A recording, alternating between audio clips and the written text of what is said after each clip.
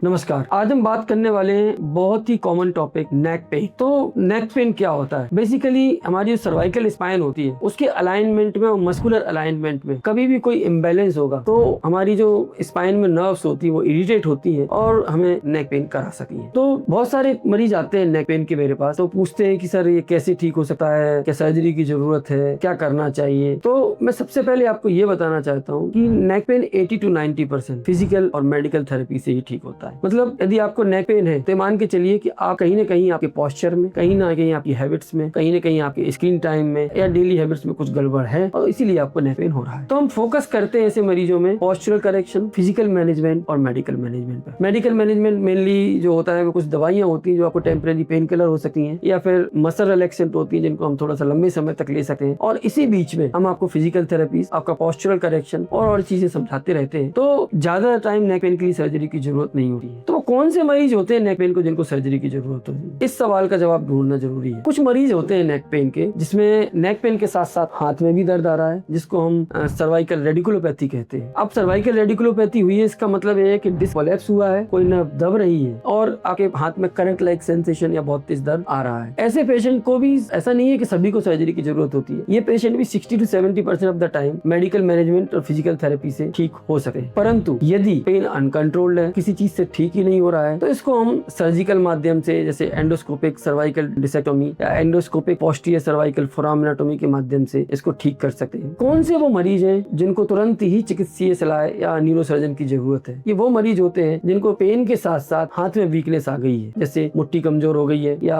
हाथ के फ्लेक्शन में कोई कमजोरी आ गई है, शोल्डर एबडक्शन नहीं करते बन रहा है। ये इमरजेंसीज होती है। इसमें फिर मेडिकल मैनेजमेंट की जरूरत नहीं होती है। They are emergency surgical conditions and require surgical treatment. तो यदि आपके हाथों में या पैरों में किसी भी किस्म की कमजोरी आई है तो आप मान के चलिए कि आपको सर्जरी की जरूरत है। आप एक न्यूरोसर्जन को दिखाएं या न्यूरोलॉजिस्ट को दिखाएं, उचित चिकित्सीय परामर्श लें, और यदि आपकी ऐसी सिचुएशन में सर्जरी एडवाइस करी जा रही है तो वो जरूर कराएं, क्योंकि यदि लंबे समय तक नस दबी रहती है तो परमानेंट डैमेज भी हो सकती है और फिर सर्जरी के बाद भी रिकवरी के चांस नहीं बनते हैं। धन्यवाद।